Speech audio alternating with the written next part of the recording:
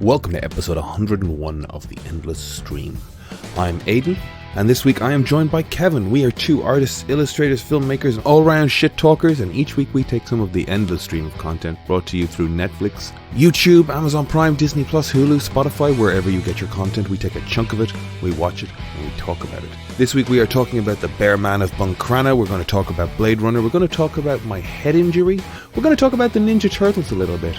At the time of recording, there was not a trailer for Ninja Turtles Mutant Mayhem.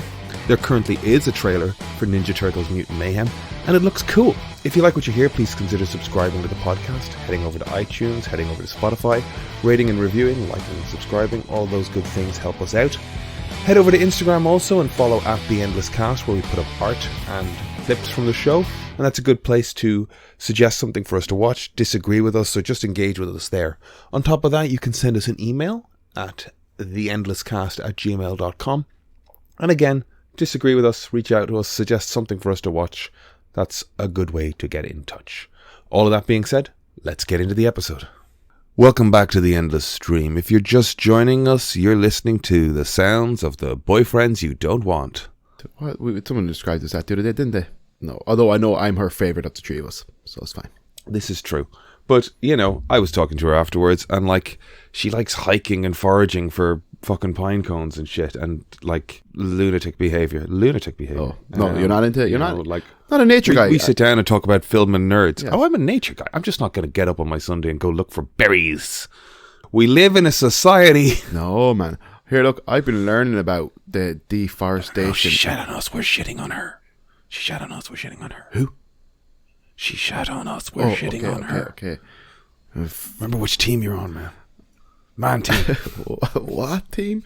I watched. I can't remember. It's like the Return to the Wild, the Bear Man of Buncranna. Buncranna? Yeah, The Bear Man of Buncranna. Where did you watch that? On Netflix. They're like 20 minutes episodes. There's 4 episodes. They obviously tried to launch a TV show of like this guy opening up a zoo in Buncranna and bringing back all the indigenous species to Ireland, so brown bears and wolves and different types of big cats and stuff. And like he goes to the Natural History Museum in Dublin and he's talking to the curator of the museum there, you know, I forget the gentleman's name, but he's talking to this guy and he's saying like, you know, I plan to bring back all the extinct species of Ireland, you know. Your man's just like, I think you're crazy, and he's just like, yeah, I'm gonna do it, you know. You're kind of thinking like scientifically, like he's gonna do it, like he's gonna like rebreed them and introduce them into the wild and do it scientifically, and it's just like, no, it's an outdoor zoo. It's like photo wildlife. Sorry, I'm just reading about this as well. Yeah, rewilding populations is interesting. I guess, like, in many ways, Ireland is very small. In many ways, there's lots of empty rural space at the same time. But I don't know that we want wolves knocking around in them. I do, yeah. No, man, I do, yeah. You do want wolves knocking around in them? I want wolves and brown bears. Should be the way, man. Apparently we had eagles and everything. Well, we have some eagles. They were reintroducing gold eagles. Gold eagles, maybe, yeah. Oh, yeah, actually, you're right. Gold eagles 2000. Yes, 2001. you're right. Yes, so I think there has been some. Yes, I think they are back. Pursuit of that. But I'd love, but like, you know, kind of like this guy talking about reintroducing these animals, you know, and all that kind of stuff. And then like kind of you see him with the wolves, and sure, the wolves kind of, God bless them, are as domesticated as dogs. You know what I mean? Like when he walks into an enclosure, they all run up to him, they're all jumping on him and licking him and stuff, you know. So yeah. It's €150 a week to feed a brown bear. I could have doing the maths on my own lunches. I think I could, you know, make the correct sacrifices to afford that. To feed a bear? Yeah, I can live off pot noodle, and then I can have enough money to have a pet bear.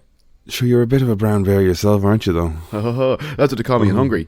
The Fekete Madva. It means black bear. Oh. I guess your hair is black, isn't it? Nah, man, it's actually just brown. It's a dark brown. It's dark brown. Yes, but they call me Mirkash Vekata Vadva, which is the angry black bear. And then some of them call me Matsy, which means teddy bear. Oh. But it depends who you're talking to. I'm either Madva or Matsy. Sometimes both. And are you... No, I've always been called a bear. I don't think we could fucking reintroduce bears to Ireland. No, well, this is the thing though. He's not reintroducing them. He's just opened up photo wildlife up in Donegal. Okay, well that's fine. But that's what I'm saying though. Kind of like Maintaining a population of indigenous animals that are no longer represented is cool. I guess. Like, if you could tell me that it's... I'm such a cautious human being. I've watched them, like the arguments around reintroducing eagles alone. Like, farmers were like, they didn't want these things anywhere near their sort of animals because these things could pick up fucking chickens or young sheep or something. They were really worried about it. Yeah, farmers were shooting. I know, like, but that's kind of like, that's the issue though. It's just kind of like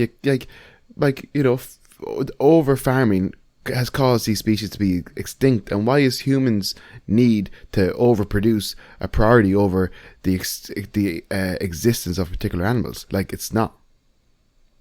We got greedy and we overdid it. Was it farming? Like, they very systematically got rid of the wolves anyway. British. They very systematically got rid of wolves. Colonialism has seen to a lot of that stuff as well, you know. Yeah, I think ideally the concept of reintroducing like indigenous animals like wolves and bears and you know, tigers and elephants would be great. Like, but like, can you ensure the safety? Like, and I'm not saying that as if they can't. I'm saying I'd love somebody to explain to me what the ranges of these animals are, and if we could put them into a situation or place them in a situation where it's not going to wander into somebody's back garden. If so, I know awesome, what you're it. saying. But like, at this stage, like, kind of the grim reality is that, like, you know, if you reintroduce these animals, they will pose a danger and people will eventually get hurt. And it's just like, you know. But again, you know, is human life more important than animal life? You know, I don't really think so. I think they're the same. I can't remember where I heard somebody do the statistics of, like, you put wolves in the environment and you stop X amount of disease killing people because they take out this population of animals. Oh no, Yellowstone. Yellowstone, is it? I think it's like they take out moose and they don't get hit by cars, so you'll save X amount of lives. They will eat about 2 children over a 5-year period. Fair. So you got to sacrifice 2 children, but there's a lot less car accidents. Well, that's good. That's good to know. You know, we also, like, you know, more than we cut animals. People will never make that decision. Well, if they think 2 children are inevitably going to get taken. Well, I think if we cull animals, we should cull humans, you know, and a little sacrifice wouldn't hurt, you know. Cool. Wolves, okay, so I think as long as you don't specify the class of human that we should cull, I think we can keep that bit in. Yes. I'm just trying to, like, the amount of stuff that you say that we need to cut. Oh boy. He's gaslighting the audience. It's not true. Am I gaslighting the audience? Yeah, because you're telling them lies. Hey. Lies are one thing. Gaslighting. But that's an accusation. What was I going to say, Tito? We can certainly cull humans. Fuck humans.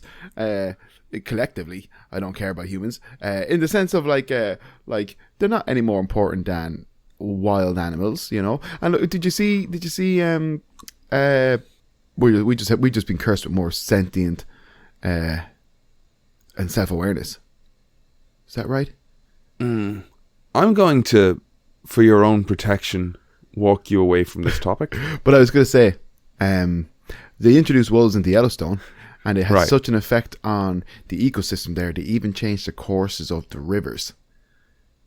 Did you hear about that? Yes. So there is essentially there's a benefit, but you know, at what cost? Human life. It's only 2 kids a year every 5 years. And that statistic wasn't pulled out of my ass at all. You know, 70% of all statistics are made up on the spot. But yes, 100 times 90% of all statistics are 50% true. Numbers everywhere. Yes, but not a decimal point to coherent truth there. Yeah. But what I was gonna say, the Bear Man of Buncranna, I watched episode 1 and skipped to episode 4, because, you know, I only have so much minutes on this planet. So long story short, COVID kind of fucked them, but they're still up and running. Okay. Yeah, that's so funny. Were there 4 episodes? Yeah. Did anything happen in those episodes other than, like, this guy has animals, we ran out of money, we're still up and running? Yeah. Okay. Cool. should you? Bad show. Do you have a like when you see Irish content on Netflix? Are you like, I could watch that on Irish television? I don't come to Netflix for that. No, I don't watch Irish TV, so if I see Irish content on Netflix, there's a good chance I could consume it. Really? Okay, that's interesting. So, okay.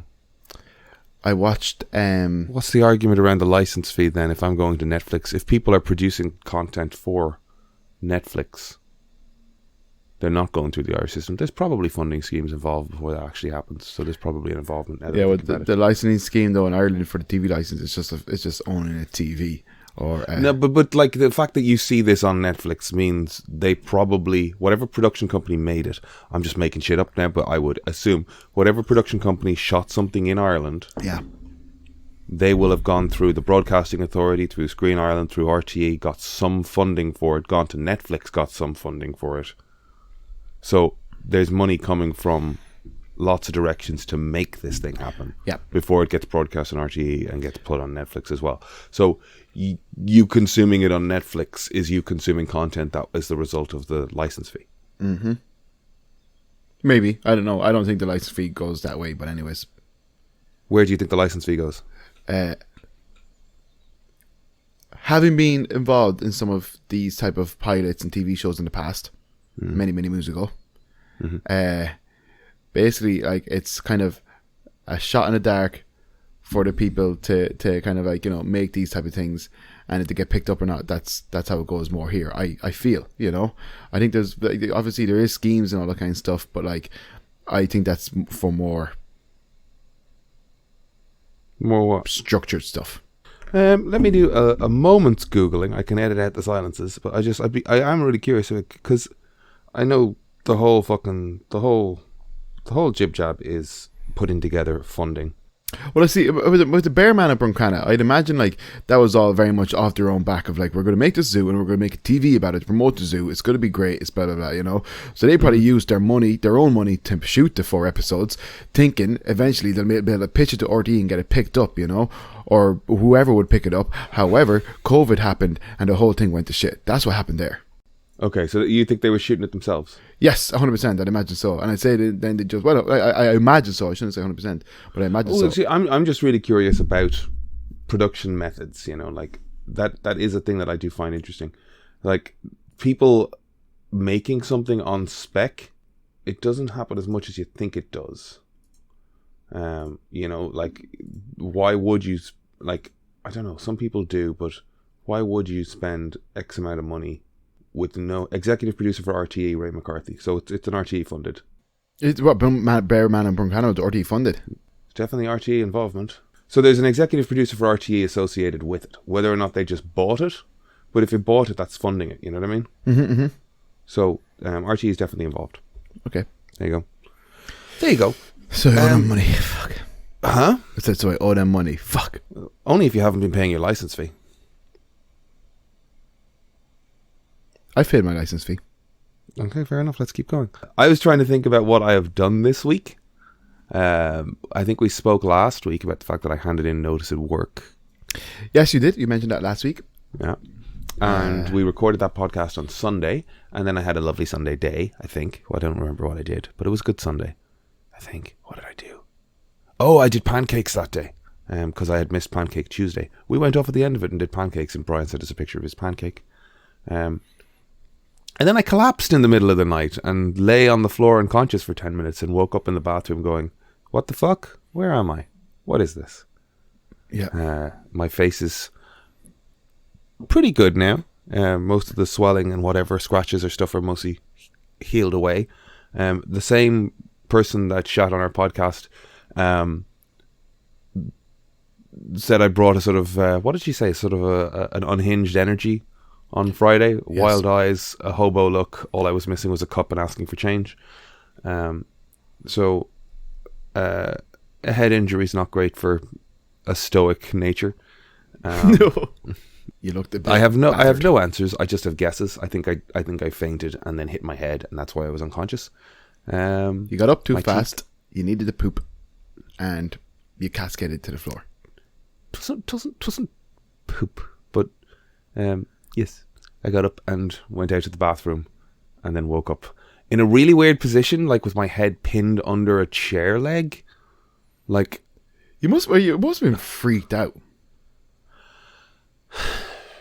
I think I handled it pretty well, to be fair, but I might have disoriented. just been in shock. Yeah. Were you sleeping on the couch or in your bed? Couch. Okay. Feet elevated, which is, again, blood to the head. Okay. So then when I stand up, rush out, Oh my God. blood drops, I faint. And that's my guess, you know, because we went to the hospital the next day. Like, I spent 6 hours in the hospital. And again, getting on a morning call with somebody who you've just given notice to and saying, hey, I'm going to need to go to the hospital for a while today. So Yeah. I maintain I was working because I was answering emails and Skype messages over the day. So I don't want it on record anywhere that I took a sick day because You did not. I want to get paid for that day. But it is funny getting on a call like the day after you had a notice and going, hey, I'm going to need to leave for a while. Terrible. Did not take a sick day. But like, I think we can see how that plays out as to whether or not I get paid for that day at the end of the month. I think it helps that I showed up like swollen, bloodied, battered with Yes. a bit of a shiner. I went and got a blood test, an ECG, CT scan, bunch of stuff, and all of it said nothing to be seen. The CT looked at like my face, was like, there's nothing broken. He asked me if my nose had been broken before because it was crooked. I was like, is it? No. No. Look the other way. No, not at all, dude. Your nose looks exactly like my nose. We're nose bros. It's very concave. I wouldn't mind a little more like bridge to it, but that's just my own nose issues. You've got a good line. You have a good line at the nose. Yeah. Prominent nose. Prominent. Well, I wouldn't say prominent. No, it's but not prominent at all. It's effective. Thanks. You've good efficient nose. You know what I mean? It's anyway. Terry has you met Terry, my friend Terry. Yeah. We'll get into that, what happened on Friday. But Terry has wild nostrils, doesn't he? Have you ever seen Terry's nostrils? I never noticed Terry's nostrils. They're impressive. Terry's beard and hair scenario is strong. You know, like he's a wild man of Roscommon. Yeah, thick eyebrows as well. We look very similar. People thought we were like, sometimes when people find I would have a twin or a brother, they would often assume Terry was my said brother. We definitely look related, even though we're not at all. That was one of the funniest lines. Is like, I'd rather be at David's birthday. Terry, he said that to me all week. He's terrible. It's genius. When you've got a twin brother and you're at one brother's party, you just go, I wonder if he's doing anything better. I know, he's an asshole. Just to look at this one and go, you are interchangeable, but the event might be better. Yeah. He's very funny. I love Terry. He's a great guy. But yes, go on. So you had your poor old collapse on Monday night, which is obviously horrendous. How are you feeling now? I think I'm feeling like, look, I think I'm feeling fine. I'm a little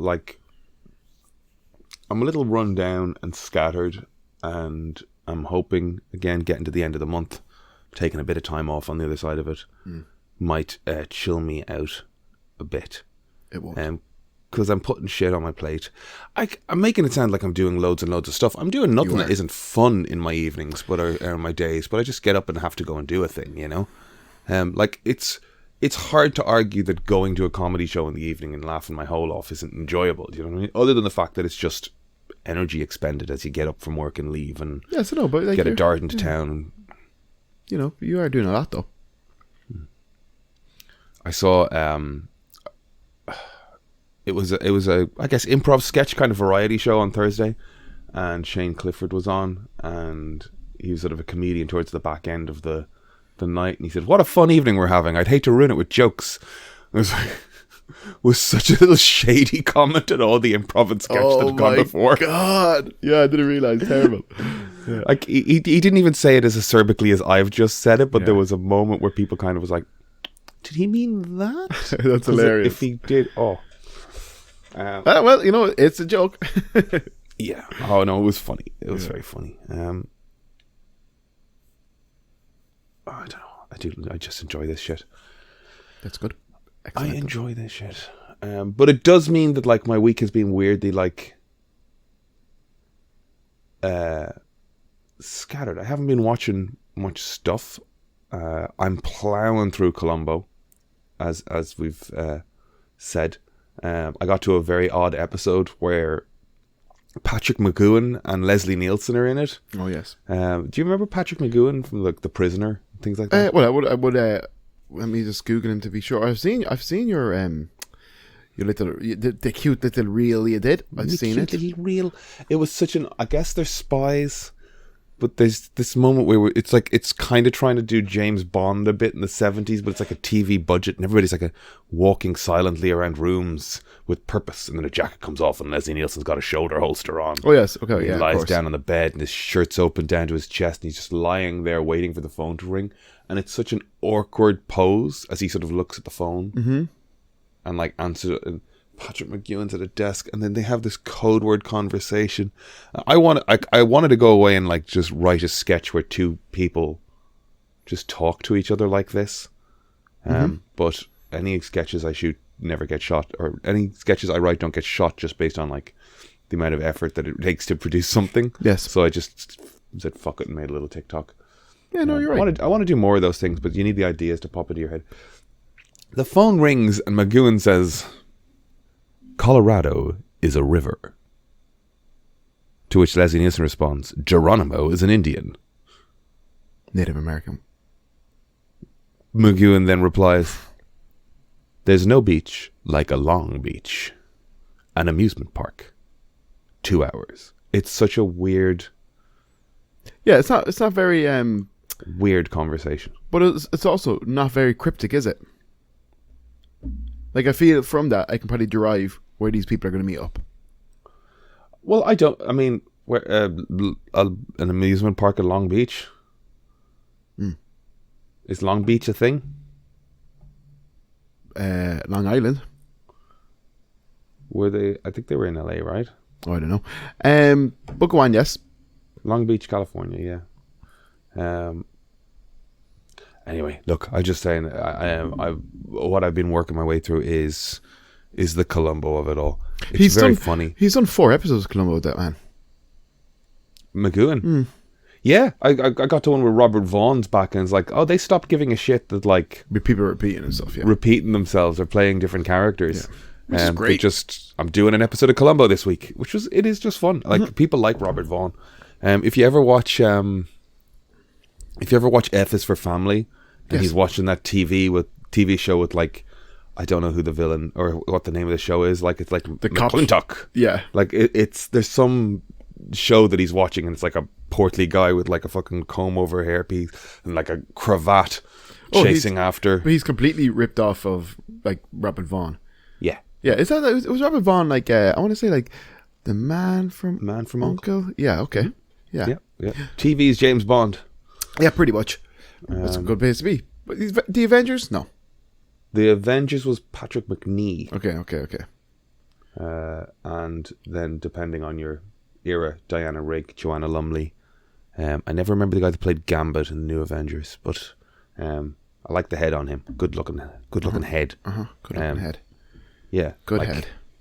Good, yeah. Dr. Goodhead from James Bond. Do you remember that? Did I share that to you? No. Is that a real Who did thing? I send that to recently? Yeah. Roger Moore walks into a room and goes, "I'm looking for Dr. Goodhead."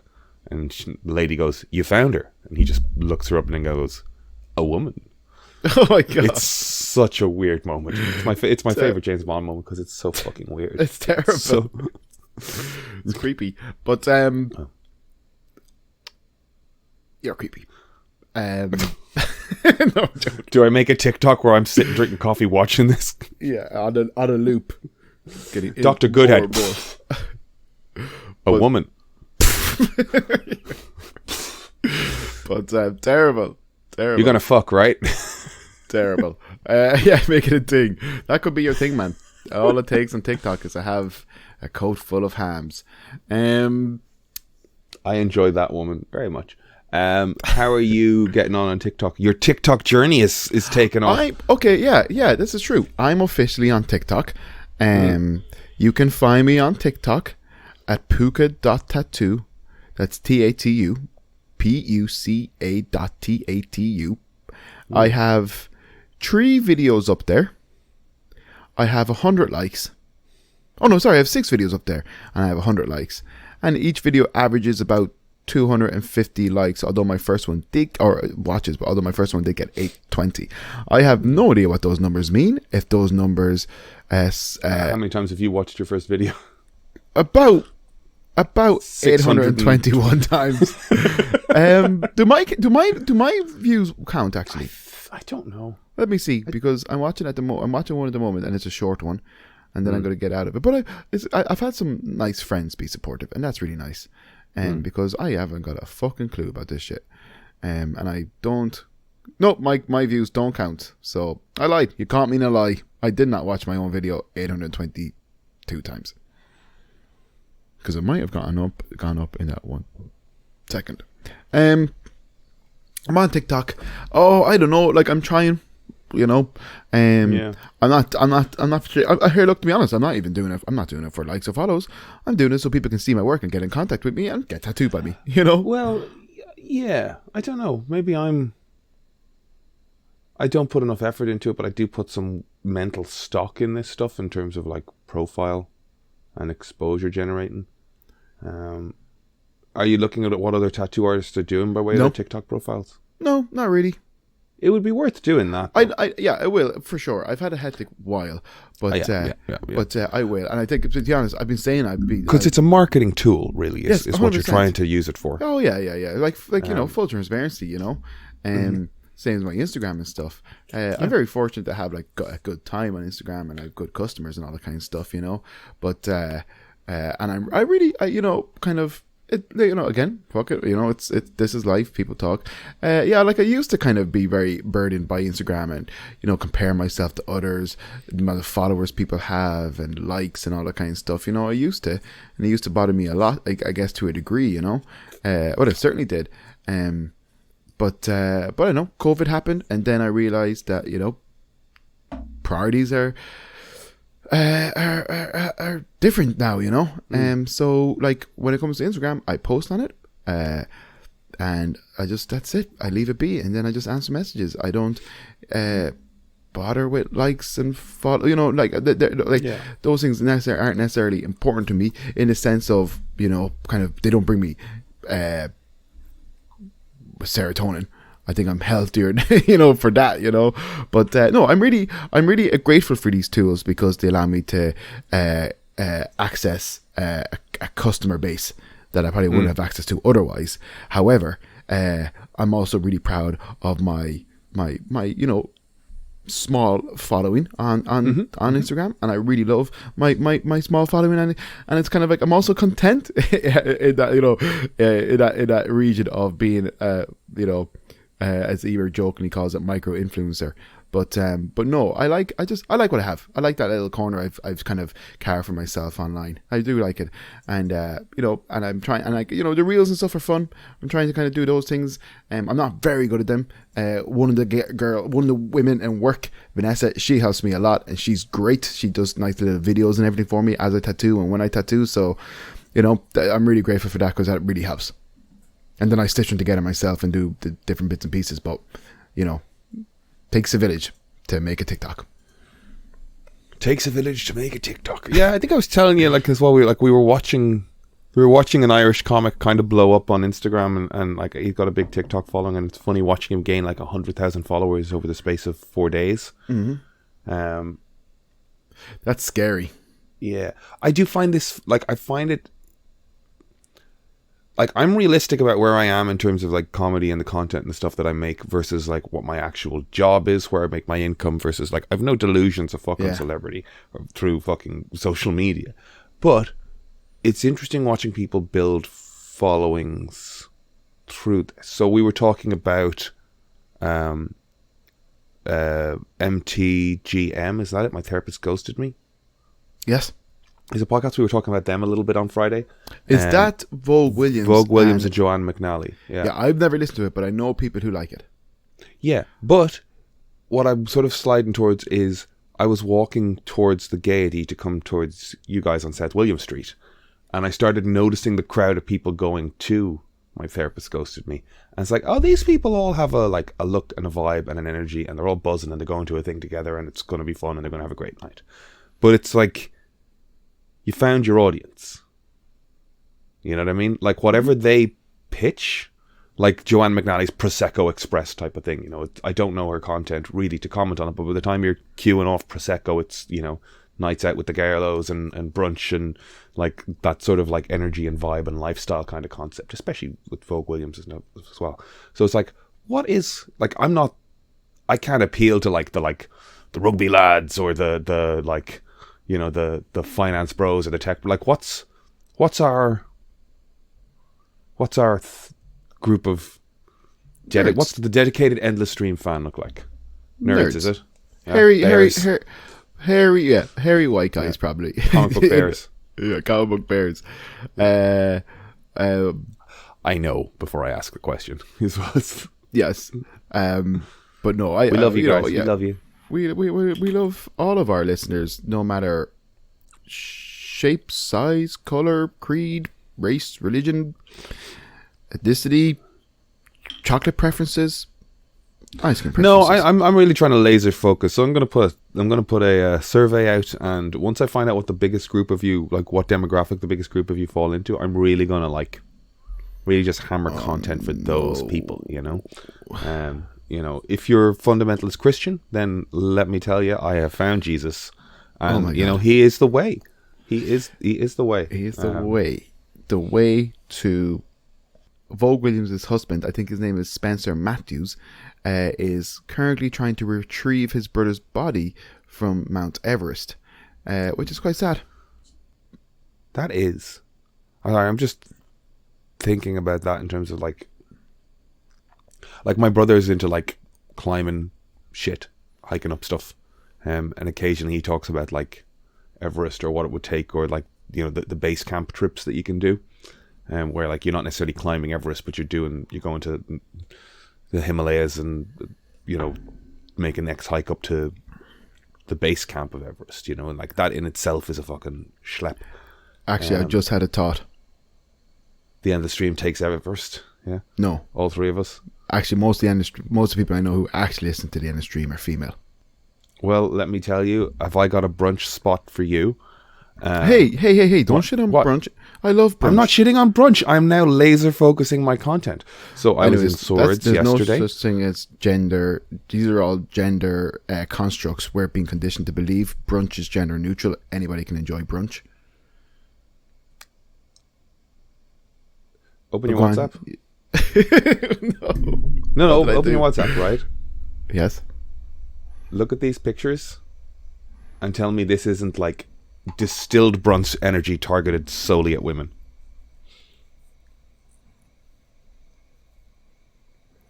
Well, these are great pictures. Did they put this on for people? This is just the venue. Walk into the place. This is what it looks like. Wowee. Yeah, okay, yeah, to be fair, you know, I stand corrected. That's a bar aimed at a demographic. Which is perfect. Yeah. This is what you do. Yeah. You know, yeah, we've that's got how business plenty works. of like. Let's be honest, that's how business works. We've got plenty of like fucking rockabilly bars and fucking old nerd, and we don't. We don't. We got the one. We got what bar do we have? We don't. I'm just trying to make Dublin sound metropolitan. I've had a head injury, Kevin. A head injury. Yep, for sure. That's the problem. But I was going to say something there. Oh yeah, well, look, there's enough spaces in Dublin for us. So you know, I'm saying this like a good thing. Like I was like, I have a feeling like I don't know that place. I'm not familiar with Swords. That place is probably a nightclub at night. Is this in Swords? Is it? Yeah. It's a place called Betsy's, I think, or the Betsy. No. I think I've heard of it. Do good food. It kind of had like Howl at the Moon energy. You know the way they like plushed that place out in the 2000s. Like, so you hang on now. Over designed, so confused. Not over designed, but like, go on. I was watching The Mandalorian this week. Sorry, go ahead. Oh my god, I didn't watch that yet. I heard it's very good. Let's not get sidetracked. So, I thought you were walking past when you were coming to South William Street. You said you were walking past where? The Gaiety. These are separate events. Gaiety. Yeah. These are separate events you're confusing me with. Yeah. But the same Well, people? it's just the conversation has moved on. No. Earlier I was saying that in walking past the Gaiety, I saw the audience and the demographic that head to MTGM. Yes. Versus, like, at the same time, I got the Dart and Take That. We're playing Lansdowne Road, and it's like, wow, there's an audience here that you can spot as well. Well, I imagine my you see the therapist type of goes people to that go to me. things. I think my therapist goes to me. Their demographic would be females between the age of 24 and or 25 and 35. Probably and older, I'd imagine. But I'd imagine that's what they're going for. Sure. You know. Yeah, but there's also an aspirational kind of lifestyle vibe to it as well. Do you know what I mean? Yeah, like, of course. You weren't going to a concert. You weren't going to the Take That concert in like your trackies or like your t-shirts for the gig or whatnot. Yeah. Everybody had got done up nice. You know what I mean? Yeah, but Everybody was done up for a lovely night out because there is a sort of a lifestyle Irish celebrity vibe off of Vogue Williams and McNally and Prosecco. I know. And everybody had a great. Type. I'm sure everybody had a lovely evening. I don't want to say the type because it's a demographic of people that went to a thing and love a thing. It's their audience. It's great. They went and had a great night, and that started me thinking about finding audiences. But you think of the Comic Cons. There's a type that go to them. Like, here, look, if you go on to look at fucking TikTok, Jesus Christ, I know people who are working for Film and Planet, and if you go on to TikTok, the stuff that people say about the demographic that go to Film and Planet is fucking cruel. Yeah, it's so lousy. Or somewhere like a Games Workshop type of place. Yeah, I walked past Games Workshop the other night, and it was like maybe like we just say like nearly 9 o'clock or something, you know, and there was just tables and tables of people in there just like all playing a game. Myself and Ian were walking past going like, it's so fucking cool that there's just like... That was my reaction. Yeah. Like, I was walking past it, people shit on it. Those people. I was just like, this is great. Sorry, go ahead. But no, I'm just saying, it's the same with the demographic or the Vogue thing. It's just like, it's great. There's I'm saying that specifically. Everything for everything. It's great. Yeah. I love that people have their. So this got me started thinking about not this specifically, but like I was talking to somebody. We got a piece of feedback on the show we did because that show elicited feedback, and one of them was like, "You just need to work on the craft of improv." And it's like, well, that's a fucking scathing review. And somebody went. That was obviously anonymous, was it? Yeah, and somebody jokingly went, "Yeah, you fucking hack, work on your craft." Like, this is somebody I know, and I laughed at that, and I went. My response was, "No, I'm happy fooling all of the people some of the time, or I'm happy fooling some of the people all of the time." But I was thinking about that phrase, and was just like, you can fool all of the people some of the time, or some of the people all of the time, right? But you can't fool all the people all the time. I was thinking about that afterwards, and a fool is the wrong word, but it's like I don't need to fool all of the people all the time. Entertain. I just need to fool some of the people all of the time because there's 8 billion people. Some of them is enough to fund me.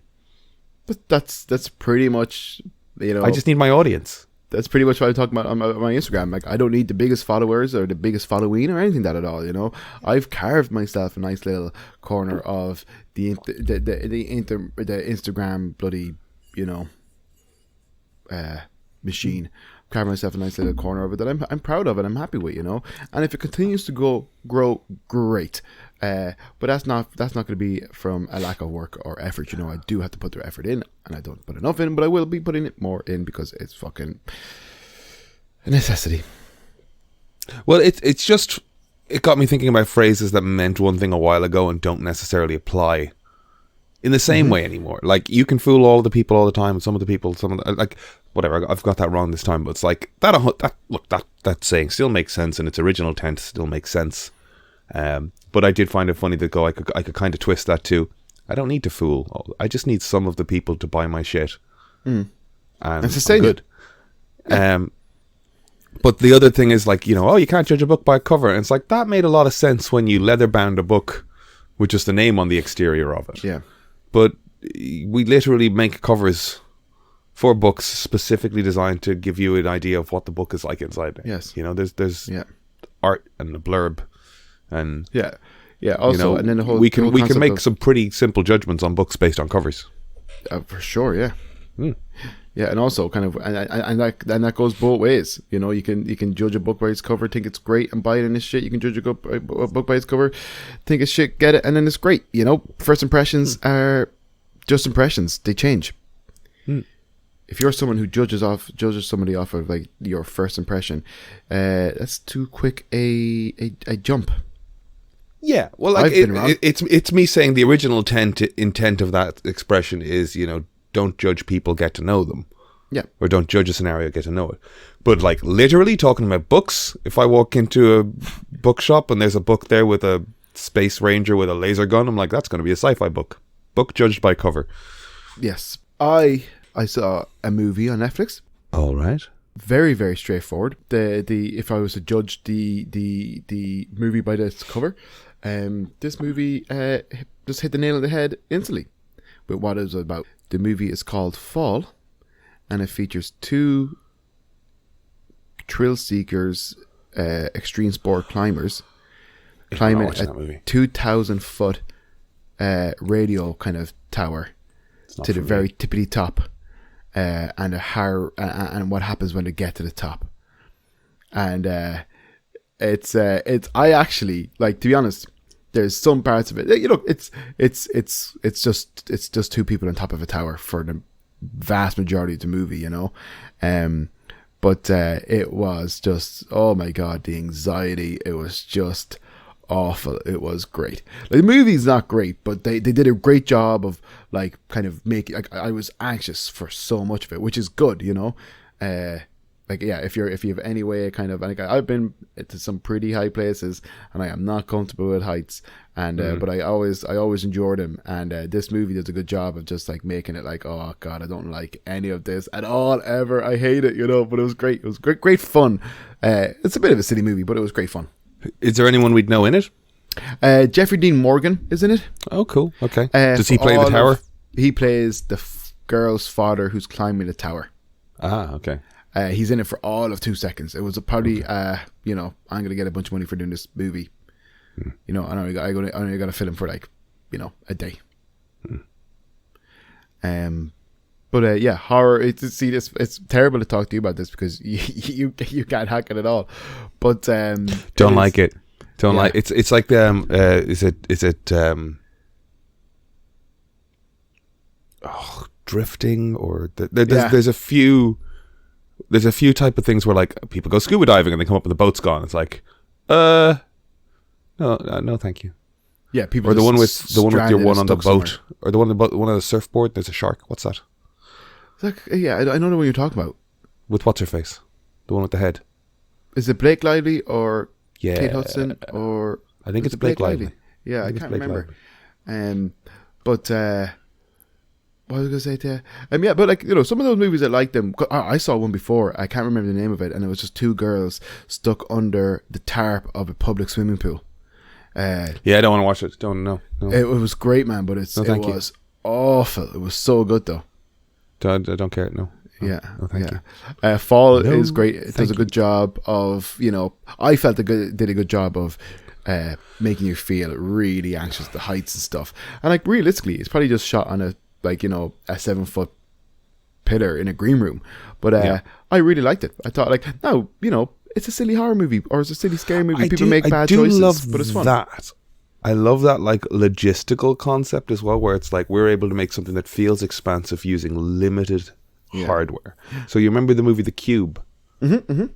Like, I liked that movie, you know. They built one set, or maybe they built like two boxes so you could go from one to the next, and they just changed the color lights in the panels, and you were just going from one room to the next, and whatever the weird trap was in that room, that was class. But yeah, Fall was a bit of fun for sure. I rewatched. I fell asleep as well. I rewatched Blade Runner 2049 last night. Oh yeah, I just watched it for the first time recently. Okay, did you enjoy it? Yes. Yeah. How do you feel about it in relation to the first Blade Runner? I've seen the first Blade Runner loads of times now, and I've a terrible memory of it, which is awful, isn't it? You know, but and I've seen it dozens of times. How do I think? It's Ridley Scott. Which So just Ridley Scott. We were talking about Legend as well for the listener a little bit, and how there's a sort of dreaminess to Legend, and sort of some of the concepts and some of the scenes are almost difficult to hold on to because of that dreaminess and the etherealness of the soundtrack. And you basically said something similar there about Blade Runner. You know, moments from it are hard to remember because there's so much of it that's just atmosphere and being in the space. Yeah. But you remember the key narrative beats. But like when he's like laying on the couch dreaming off and stuff, it's like, yeah. I still think, now I can't remember the gentleman's name, and you'll have to forgive me.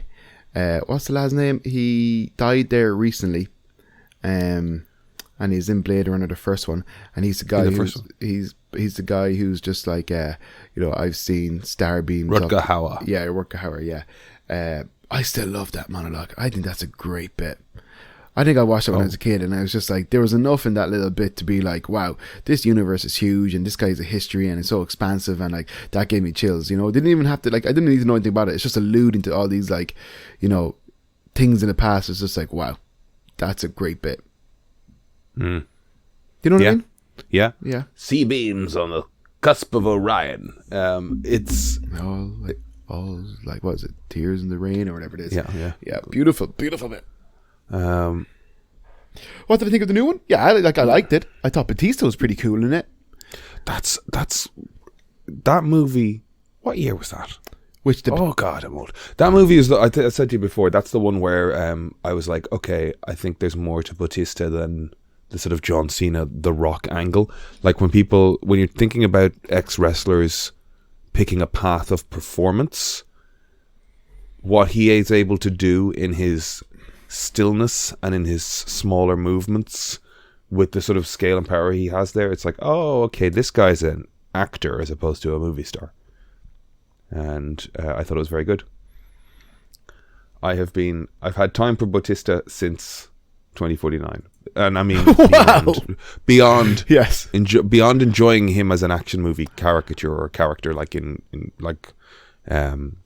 Drax in Game of Thrones. I've had time for him. It's like, oh cool, let's see more of him as like a character actor, and he's doing it, and he's saying that, like he's vocally saying that and putting it out in the world, like I want to do more.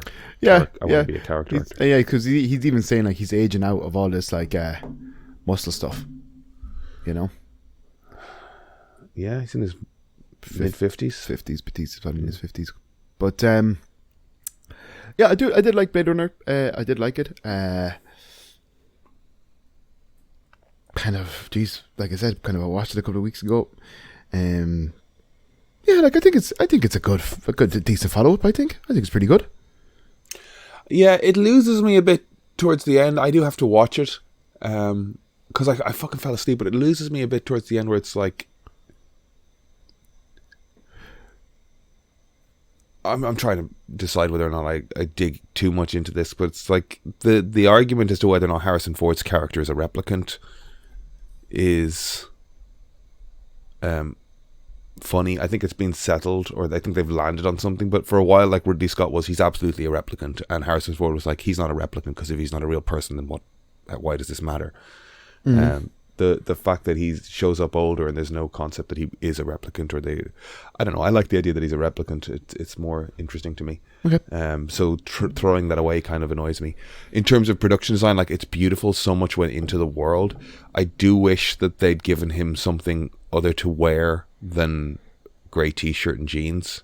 As Harrison Ford, I know that's them finding something comfortable for a guy in his mid-70s at that point to be wearing. But so much of Deckard was the world and the styling at that point, and they've done that for Gosling. Kind of future neo noir. Yeah, they've done that for Gosling, and I know there's not really much reason for him to be dressed up in, an abandoned Vegas casino, but like it would have been cool if he had a little more like Deckard swag, Yeah. The scene on the dam at the end is so cool. That fight, like it's great. Love is such a fun character. She's vicious, and there's a real sense of menace about her. Like a slap off of love will break your neck, Yeah. It's look, I again, like I liked it.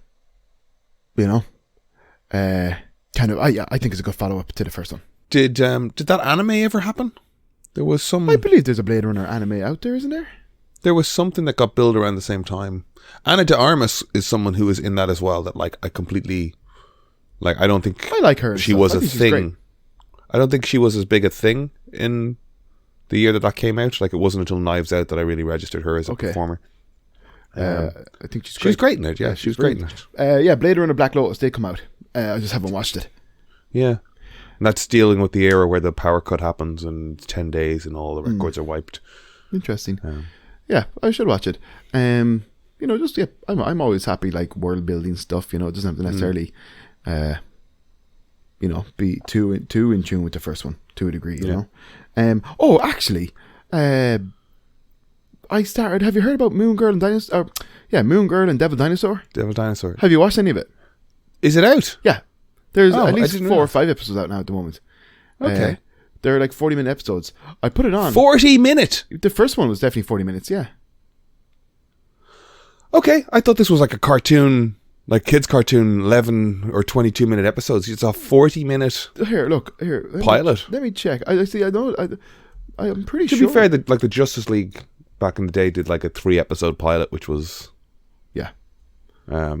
60 minutes of... I was just going to say though, like, there's going to be 7 episodes, but does it have the run times of the episodes? 42 minutes, yeah.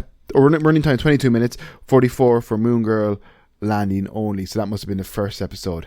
Right. Okay. So they put 2 back to back. Yeah. Called it a pilot. Okay. Really, really, really, really fucking good. Okay, cool. I really liked it, man. I think straight away the character Moon Girl is like, you know, a really likable character straight away. Lunetta Lafayette is her name.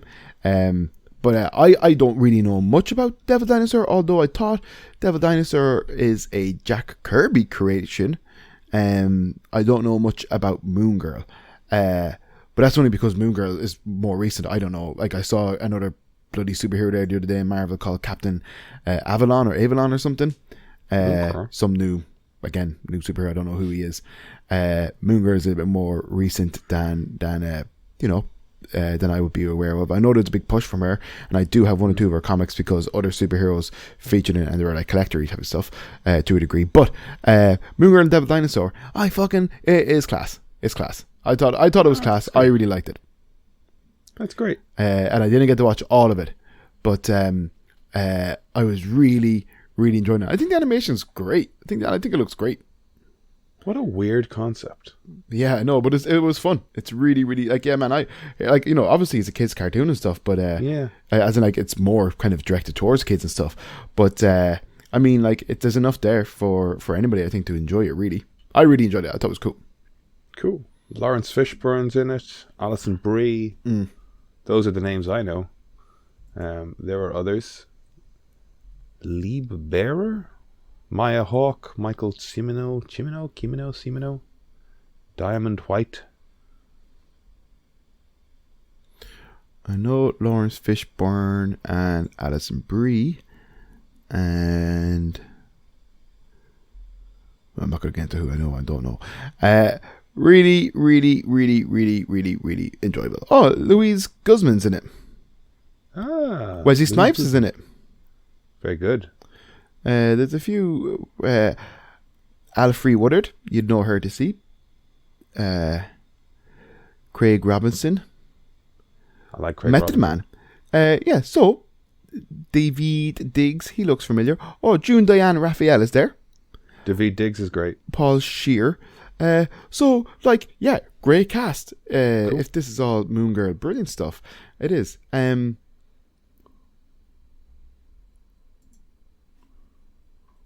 Maya Hawke. Yeah.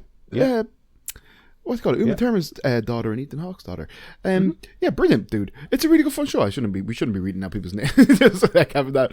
But it's really, really good. I liked it anyways. But then again, like, you know, kind of, I'm easily pleased. Very good. Very good. I think you can talk about this now. You could tell me if you don't want to, but you've got big news, don't you, Kevin? Yes, I turned... You happy to talk about it? Yes, I turned 35 on Wednesday. For the 5th time, you cheeky devil. That's not true. I'm born in 1988. Sure. Okay. I'm the youngest of this podcast, which makes my two older peers jealous. 90s baby. God, Aiden. When were you born? 82, 83? 1974. 1974. That's not true. He was born in I like look great 84. for 50. You were born in 84 or 85. When were you born? 63. 63, 83. 1812. So, yes, I turned 35. I had... Just as an aside, I saw somebody looking at old episodes of Sabrina the Teenage Witch, and they got to the point where the two sisters, Hilda and Zelda, comment the fact that they haven't been this angry at each other since they had a divide during the Civil War. They chose opposite sides. Oh. So, canonically, one of them chose the South. Anyway. I would say that was probably Hilda, only because Zelda was far more practical thinking and logical, and Hilda kind of would run away with herself and make poor decisions, but then realize the errors of her ways and come around. I don't think one of them was in favor of slavery, but a bad joke nonetheless. I think you were correct in your assertion. I used to know you like Sabrina Teenage Witch. Yeah. Sorry, I disrobed you. It was your 40th birthday. Disrobed me. Derailed. Derailed me. You railed me? But yeah, it's my 35th birthday. And I was working. I had a nice day on work. It was very, very cool. Then I got home, and Emer had like just, the place all like, nice and cozy, ready to watch some movies and chill out, because it's Wednesday night, we're working the next day. So we got a takeaway, and that was really nice. And then and then the guys in work got me donuts, a big box of donuts and a card and party hats, and did the whole those things. What would you call them? Party, like where you go and I go. Do you know party favors? What? They call them party favors for those, right? Yeah, I'm talking about those whistles that with the paper that kind of yeah extend and retract. But yeah, so that was nice. I really, really, really thoughtful of the guys in work. We have a good old team in there. And then we had and then on Friday, I had all my buddies around Dublin, because I didn't really want to bother too many people because it was short notice and it was only something small, and I never really do anything to my birthday, so I was just like, feck it, it's been ages, so let's do something, so I invited yourself, of course, and loads of our friends. There was like 13 of us there.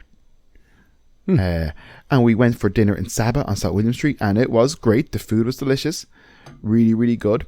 I got a red curry type of thing with my steak. It was my birthday. I had steak, but the red curry sauce was an interesting thing with steak, to be honest. What's an interesting thing is to go to a Thai place and order a steak. Well, you see, the only reason I did that is because I never had a chance to look at the menu, so I was really, and I was aware that other people were late, so I just didn't want to make it difficult for the guy ordering. And it's kind of he just came up to me on the spot, and I just ordered because I wasn't sure.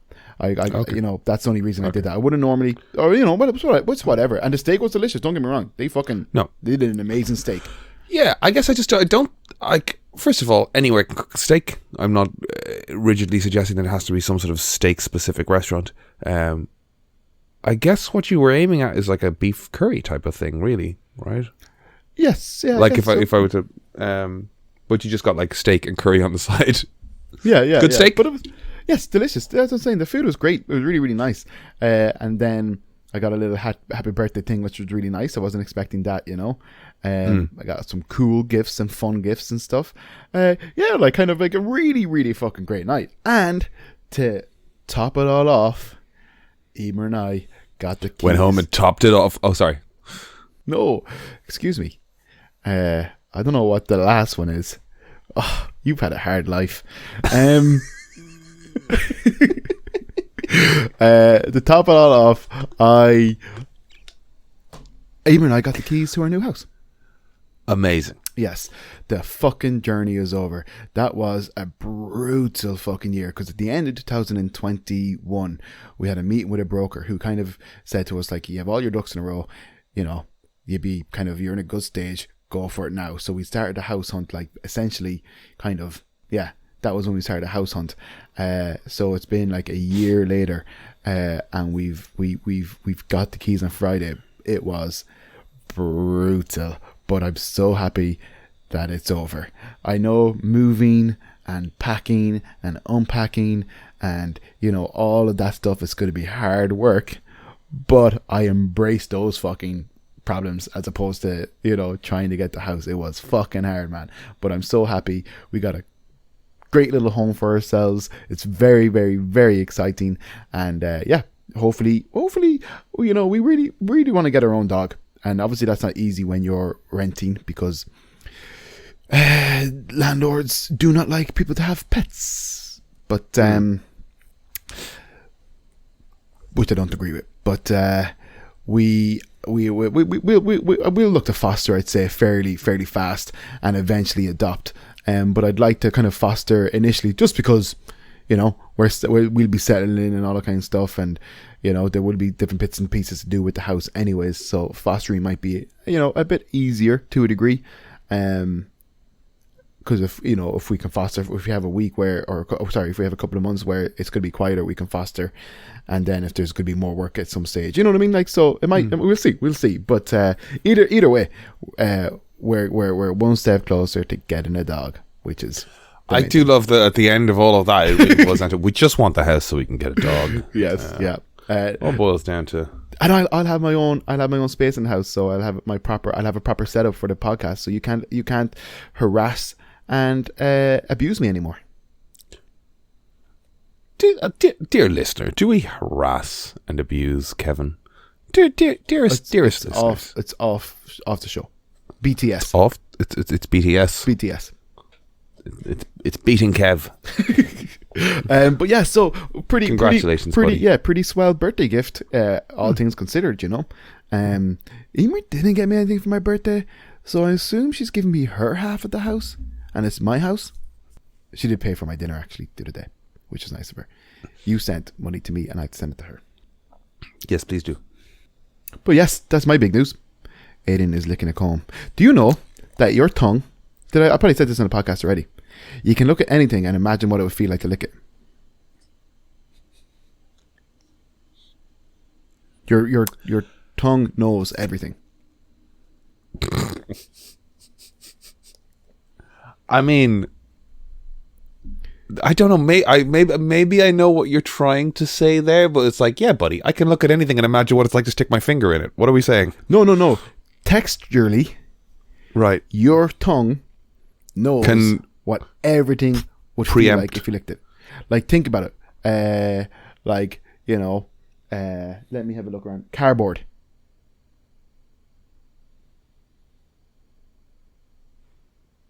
A mirror. Someone's jumper.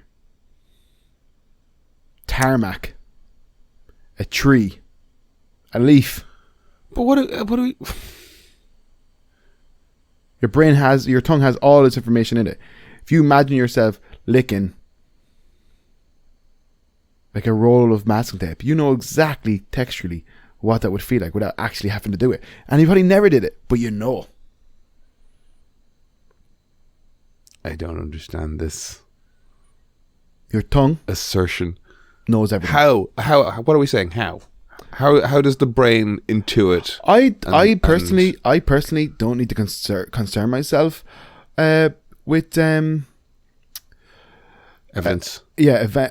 Science. I don't have to concern myself with the science behind these things. But intuitively, your tongue knows everything.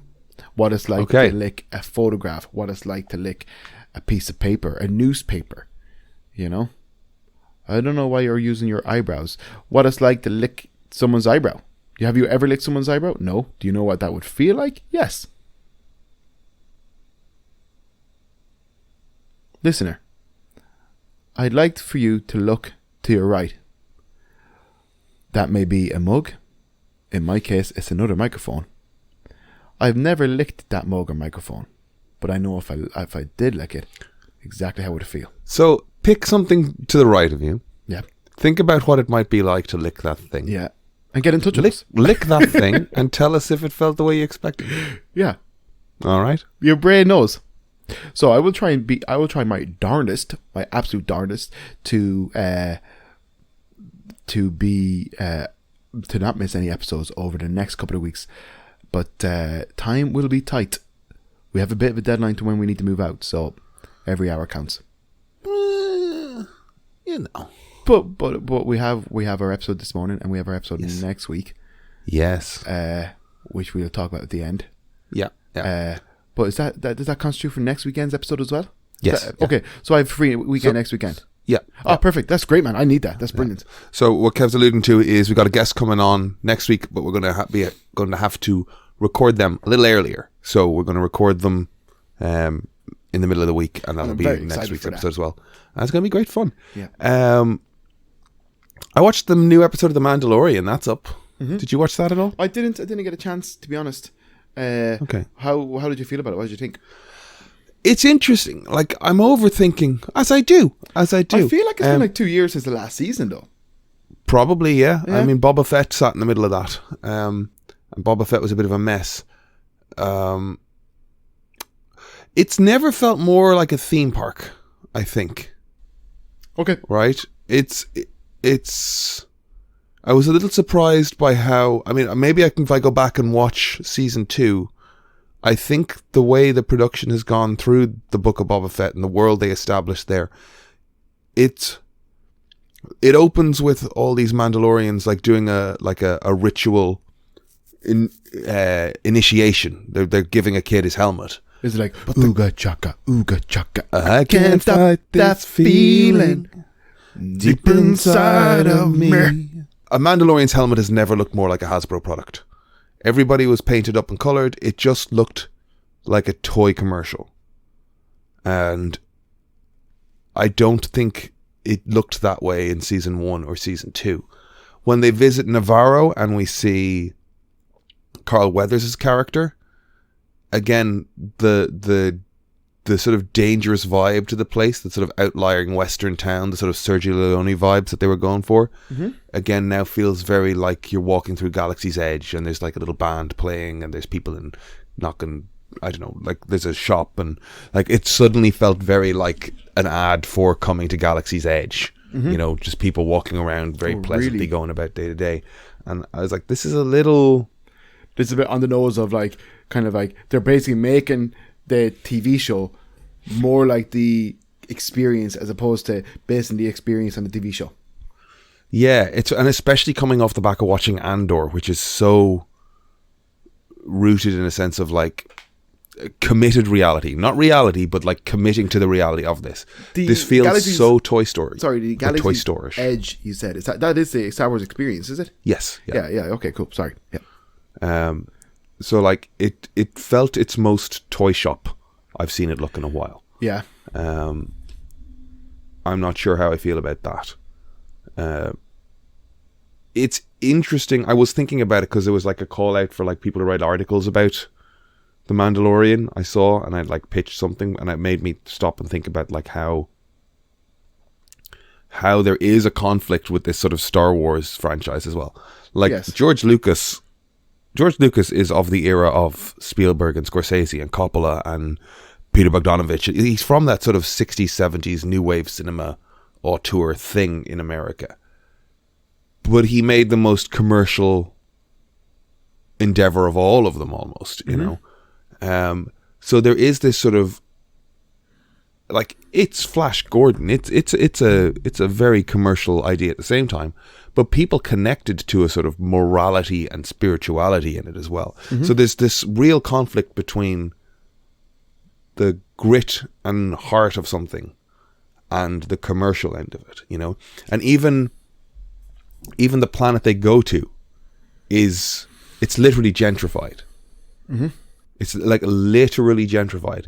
Carl Weathers, in talking to Mando, says, all right, you've been kicked out of the Order. Fine. I can set you up with a parcel of land here. You wouldn't have to worry. You'd be he says the phrase, you would be landed gentry.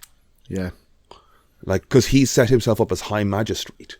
So it's interesting that they've got this like theme park roller coaster vibe, and like it does open with a bit of like that Naboo fighter that he's flying around in now. Just like roller coastering, like there's a lovely like space shootout stuff that's pure roller coaster stuff, pure theme park. But he's literally on a pilgrimage to the Holy Land. In the same breath, he's on in the same breath as like Buy My Toys. Yeah, of course. He's on a religious crusade to receive absolution. So it's such a funny fact that we have these two themes bashing against each other the whole time. Yeah. And people that love Star Wars connect to I think people that love Star Wars connect to the Jedi light side, dark side spirituality vibe of it. They love the toys, they love the world, they love the marketing, they love the expanded universe stuff as well. But there's something about this like kernel of fucking like black and white morality. That's why I always get kind of annoyed. This is the most top tier nerd shit I'm talking about, but like I get annoyed when I saw like an American Airlines ad and they'd like branded one side of the plane dark side, one side of the plane light side, and it's like choose your side. And it's like, don't choose your side. The Empire are literally Nazis. You know, like don't try and market us the shades of grey of bureaucratic fascism. But then it is interesting that like Mando is literally a shade of grey. Like he's this grey character walking through the world, following what he believes to be a path, but getting confronted with the contradictions of it. Bill Burr's character in the last season going, you know, like, oh, you took it off to do this, you took it off to do that. What, but can you never remove your helmet, or can you not remove this helmet? Or can you, like, he starts sort of looking at the fine tunings of where the sort of, where are the grey areas in this doctrine that you're adhering to? So he then gets confronted with the other Mandalorians, and he finds out that he's part of a sect, a cult that never remove their masks. Whereas, oh god, I've forgotten her name, Starbuck from Battlestar Galactica, like the Queen of Mandalore, who he encounters in season 2, and they all take their helmets off because being Mandalorian doesn't mean you don't ever change your armor. It's, you guys are a sect that are in a weird position, you know? So he's in the middle, witnessing and finding a middle ground between things. As a class A fence sitter myself, it appeals to me. Fair. It's interesting to see somebody just trying to look after himself and others and be a good dude, really. Fair. When other people are adhering to extremes. But fuck the Empire, like. The Empire are the bad guys, right? Not a Star Wars fan? No? No, I am, yeah. Okay. Yeah. No, I was. I should say I was, not I am. I was. You was? I was, yeah. Are you not no more? Nah, not really. Did you watch Andor? No. Oh, please do. Was I could go the way of the Marvel stuff in the sense of just like too much, too often, too crap. Don't care. There's a lot of rumors. I say there's a lot of rumors. There are some rumors around the Lucasfilm hierarchy and trying to straighten that out a bit so that we get more quality content. Okay. Andor is great. I don't know, dude. I hear it all the time. It's like, do I care? Boba Fett is great. Obi-Wan is great. No, Boba Fett's crap. Mandalorian season 2 is all right. Andor is great. What about Obi-Wan? Middling nonsense stretched out over 4 hours when it could have been 2. I mean, like, it's fine. There's stuff I could go back to at a kind of at a push, but Emer and I was asking Emer if she'd be up for watching like WandaVision and all those type of shows, because it might be good background fodder for packing and moving and stuff. I've seen it, and like kind of Emer. Then I normally go to cinema by myself, but then I saw Ant-Man with Emer and friends of ours and had a really good time. And I was just like, oh, like I don't really go to cinema too often, but if you want to go to these things, we can go. But the only reason I kind of don't invite her is because I feel at this stage you kind of do need to have watched X, Y, and Z, and that's the biggest mistake I think they made. You were watching the Marvel stuff with Emer, right? I watched all of the movies up until which is the last one? Avengers, Infinity War, Endgame. I can never remember. Endgame. That makes sense. So we watched them all up until that point. And then you see, I would have continued on watching the movies, but then you have to start watching TV shows to know what's going on in the movies. And I think that was a mistake. I think make it like Moon Knight, make it like Werewolf by Night. Also, Werewolf by Night, that's great. That's great. I loved Werewolf by Night. It's a good fun standalone thing. Yes, yeah. They were talking about maybe potentially doing a Ghost Rider thing this Halloween. That'd be cool. Yeah, I look forward to it. It's if they haven't started, they're too late. I don't know. Maybe they did start. I can't remember. Okay, because VFX and all that jazz. Yeah. Speaking of some comic book news, though, we got some casting news this week. Jack Kessie, who I only would really know him from as Black Tom Cassidy in Deadpool 2, has been cast as Hellboy. There's been 2 other roles cast and they've been announced, but they're also, as far as I'm aware, much because when I heard Jack Kessie was being cast as Hellboy, I didn't know who he was. I had to Google it, and then the other 2 actors that have been announced as well, I don't know who they are, and I've had to Google them. But it's interesting. I am interested in it. The Crooked Man, it's a good Hellboy story. I think it's only a short. I haven't read that in donkeys. I felt the art was a bit hard. Pretty short. I felt the artwork was a bit harder to digest on the Crooked Man. You come from Mignola. Then you get. I can't remember who did the artwork for the Crooked Man story. It's a great, like, looking at it now, like, I do like the artwork. At the time, I probably, yourself, dude. You go from Mignola. It's hard. I'm just looking at Jack Kessie trying to figure out who he is. Black Dom Cassidy in Deadpool. Who is he? What did that? Deadpool 2. What did that character do?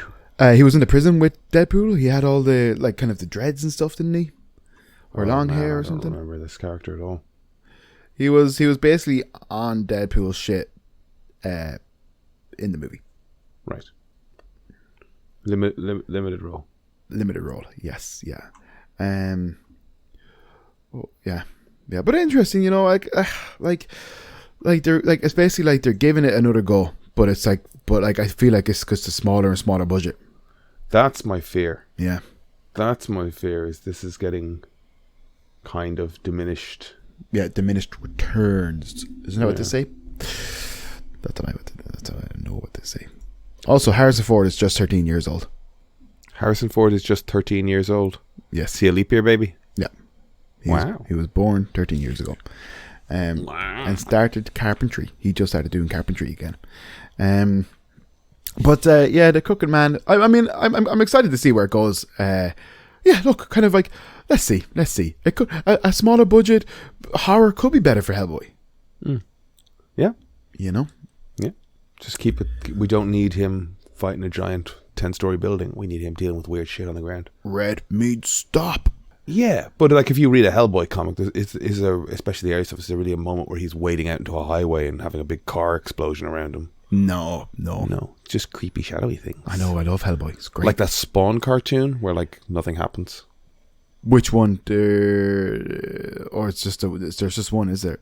There's just the one, I think. Just the one, okay. I might be thinking of something else. Yeah, I thought there was 2. Just a lot of atmospheric shots. I know, yeah. Well, she looks I love a substance. And Brian has his appointment with Dr. Oscopy today, I think. Is it today? Tomorrow. It's tomorrow. Yeah. So he's prepping for his he has appointment to with Dr. Oscopy. He has to do all the laxative stuff and has to stretch. Yep. Do his stretches. Poor Brian Limberin. I had a great chat with Brian during the week. Oh, yeah? Yes, yeah. I called him or he called me on Thursday, I think it was, and we had a great chat. Oh. Yeah, he's flying it. He's doing great. Shout out to He's Brian. doing good, is we he? miss him. We love you, Brian. Yeah, he's doing great. He's really enjoying his job. The dog stuff is good? Yeah, it's great. Yeah. That's He's enjoying class. it. Yeah, it's great. Sure. All you got to do if you want stellar dog content, you're doing yourself a disservice. If you're not following Brian on Instagram, they've got it going on. You know. Brian and his dogs have got it going on. Yeah. Baby, don't you see? You're just, I don't know. What's your plan for the rest of the day? I am going to go and I am going to watch some movies. I'm going to watch The Ninth Gate, starring Johnny Depp and Interesting. people. Spoke about it last week as a kind of Hellboy analog in terms of like obscure tone and weird, not sure what's going on in this. It's funny. Guy in a trench coat running around. I kind of associate The Ninth Gate with the 13th Warrior with Antonio Banderas, but Great movie. only because they're on Numbers. Numbers, and they were probably on around the same time. Like one was on RT and one was on TV3 or something, you know. Right. You'd see them on lists, either side of the movie 10. Say again? I said you'd see them on lists either side of the movie 10. Yes, terrible. What about 12, 11 and 12? Ninth Gate, 13th Warrior. 11 and 12 were rented. Apollo 11 cheaper by the dozen. always out. Cheaper by the dozen again, always out. Very popular movies. Well, I was going to say to you, no, but... And I'm also going to watch the 1990s Teenage Mutant Ninja Turtles, because that has been requested by our guest. Yes, we have a sneaky guest next week, and we're looking forward to it. Teenage Mutant Ninja. Actually, they did do. I did see a few announcements of the new Teenage Mutant Ninja Turtle Mutant Mayhem animation that's going to be coming out, and Post Malone is going to be playing like Rick Fillet or Ray Fillet. Is it Ray Fillet? Ray Fillet. Seth Rogen is going to be like B-Bob, I think. That tracks. There's some good names attached to it, and it looks like good fun. Is it a movie? I think Mutant Mayhem is going to be a movie. Yeah. Oh, that's beautiful looking. Sorry, I'm just going to. I was going onto my phone to check because I saw a thing about it this morning. But look at that that's a great Commissioner Gordon sketch there, isn't it? Oh, it's pure Hellboy. Yeah, brilliant. With the arm hanging out to the side with the gun in it. Yeah. That's a Hellboy pose for sure. Good old Hellboy. Mutant Mayhem. Yeah, it looks like fun. I saw a cool post today. That kind of was kind of. How do you say? Highlighted the cast with some cool like new graphics and designs and stuff. You know, just some nice graphic designy stuff. Can I find it? Yes, I found it. So I apologize if I butcher any of these names. This movie is coming out on the 8th of April this year, which should be a lot of fun. But wait till you hear who's in it, who's who. So Nicholas Cantu is playing Leo. Okay. Who's Nicholas Cantu? I'm not too sure of some of these people, so kind of you'd have to kind of forgive me for that. But let's just see. Some people I do know, some people I don't know. They don't have much in the line of the casting on Google. So let's see what. Okay, so yeah, so here they are. Here are some of the cast, right? So. Shaman Brown Jr. is playing Mikey. Mika Abbey is playing Donnie. Brandy Noon is playing Raph. So they've changed their names essentially, but that doesn't bother me, you know. Like Donnie, Raph, and yeah, Leo, Donnie, Raph, and Mikey. Jackie Chan is playing Splinter. Okay. Ao Edebiri is playing April. Ice Cube is Superfly. Seth Rogen is Bebop. John Cena is Rocksteady. Paul Rudd is Mondo Gecko. Who else is there? Post Malone is Ray Fillet. And Hannibal Buress is Genghis Frog. Like, fucking, that sounds like a fun movie. That has a lot of my favorite anthropomorphic creatures in there, you know? Genghis Frog. Yeah, brilliant. So excited. Somebody did a I don't know who it was. Somebody did a Inktober of basically the Teenage Mutant Ninja Turtles Rogue Gallery, and I fucking loved it. And I think I might try and do something like that this year, because they're a great cast of characters. You know, I loved those toys growing up. I'm confused. Is this movie animation? Yes. Is there a trailer? No. Huh. No. So I can't get a look at what this thing looks like, or I haven't. Like, I clicked on an image there, and it's like, that's from the game Injustice. Oh, really? I got a 8th of the 4th, or no, 4th. Wait, American dates. Is that 4th of August? Oh, it's probably August, isn't it? You're right, dude. It's August. Yeah, August. Okay. August. So still time yet to see trailer. Okay. So yeah, the Teenage Mutant Ninja Turtle buzz is back. Hey, America, sort that date shit out. It doesn't make sense. Kevin Eastman. Day, month, year, guys. Day, month, year. Small, bigger, biggest. Kevin Eastman and Larry. What are the creators of Laird? What is it? Laird. Laird. Larry Eastman Laird. and Laird. Okay, Eastman and Laird. Okay, they sold the rights for that, but one of them retained enough rights to be like, I can do whatever I want with it whenever I want. But they basically kind of like, and he's never taken it up. He's never kind of has done anything about it. But The Last Ronin, I hear, is a great book, and I want to read it. And they're doing another sequel to that as well. So yeah, there's some cool TMNT stuff going on out there. Cool. But I you know. No, what I was winding towards, or heading towards in terms of ending, is next week we are going to be joined by podcaster, storyboard artist, comic book artist, good guy, nice guy, former employee of the Art and Hobby Shop Dunleary, former Ballyfermot alumni. Ballyfermot alumni. Can he be former Ballyfermot alumni? Administrator, or he is Ballyfermot alumni? You either are. Yeah. He's an alum. He's an alum. He's an alum. Ben Hennessy, Mr. Ben Hennessy. Mr. Ben Hennessy will be joining us on the pod. Their podcast, The Odds Pod. The Odds Pod. Yeah, I've listened to most of it, I think, at this stage. Yeah, Sam and Dave Hendrick, right? Yes. Yeah. He's a comic artist. No, writer. Dave is a writer. Dave is a writer. John runs The Big Bang. Yes. His brother. That's where I'm getting mixed up. But we have a joined next week by Ben Hennessy. He's going to talk to us about his new comic book, Godfell. He's going to talk to us about Ninja Turtles. He's going to talk to us maybe about Ridley Scott's Legend a little bit as well. That came up in our sort of like pre-podcast conversation. And that's why Kevin and I were talking about it just a little bit in this episode. And like his path in art and creativity and all that jazz as well. I always like to quiz people on that. Really looking forward to speaking to him. Ben is somebody I think I met in my first job with Cavalier. He was doing comic book cutscenes for like a mobile phone game. He was sitting in the room drawing comics, and I was like, I want to do that. And yeah, we've just sort of been in the Dublin Irish animation comic book world for a bit. So we're going to talk to Ben. It's going to be great.